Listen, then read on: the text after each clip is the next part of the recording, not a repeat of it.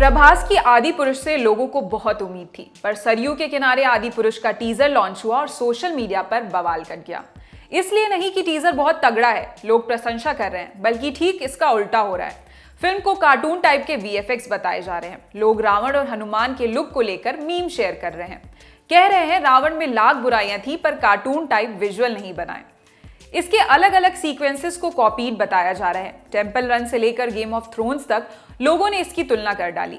सबसे ज्यादा जिस बात से जनता निराश है वो है इसके विजुअल इफेक्ट्स। लोग कह रहे हैं कि आदि पुरुष के टीजर से कई गुना अच्छी तो Ramayan the legend of prince Ram थी, जबकि वो 1993 में आई थी। उसे बीट कर पाना मुश्किल है। भारत और जापान ने मिलकर इस फिल्म को बनाया था। आदि पुरुष के टीजर आने के बाद इस फिल्म को भी लगातार याद किया जा रहा है।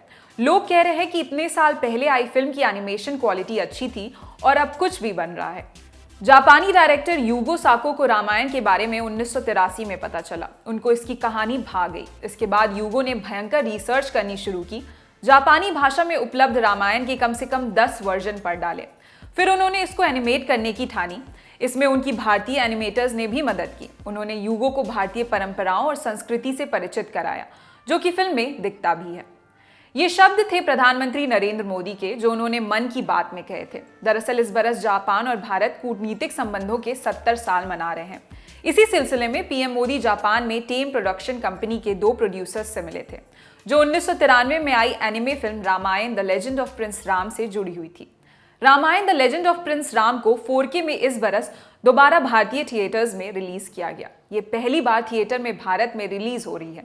1992-93 के आसपास इसे अमेरिका और जापान में रिलीज किया था, पर उस समय भारत में राम जन्मभूमि वाला मसला चल रहा था, जिस कारण विश्व हिंदू परिषद जैसे और कई संगठनों ने इसका कार्टून वर्जन रिलीज करने पर आपत्ति जताई थी।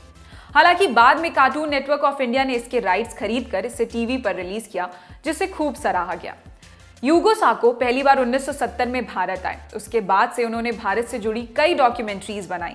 फिर 1983 में वो डॉक्यूमेंट्री द रामायण रेलिक्स बनाने भारत आए, जो कि इलाहाबाद के पास हो रही पुरातत्व संबंधी खुदाई से जुड़ी हुई थी। उसी दौरान उनका परिचय राम से हुआ, महाकाव्य रामायण से हुआ।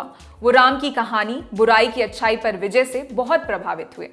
जैसे जैसे उनका शोध आगे बढ़ता गया, उन्हें ये एक मिथक से कहीं ज्यादा लगने लगी। उन्हें इसमें जीवन दर्शन और ऐतिहासिक तत्व दिखे। इसके बाद उन्होंने वाल्मीकि रामायण के 10 वर्जन पढ़े।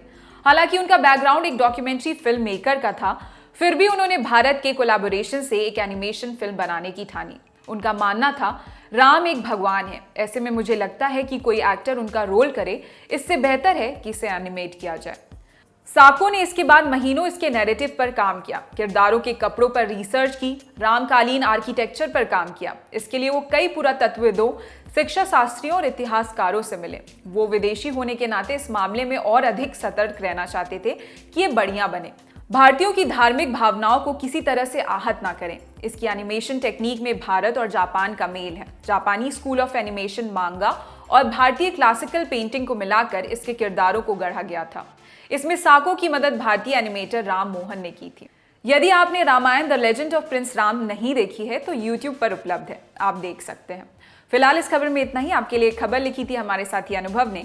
मैं निहारिका यादव। देखते रहिए ललन टॉप सिनेमा। शुक्रिया।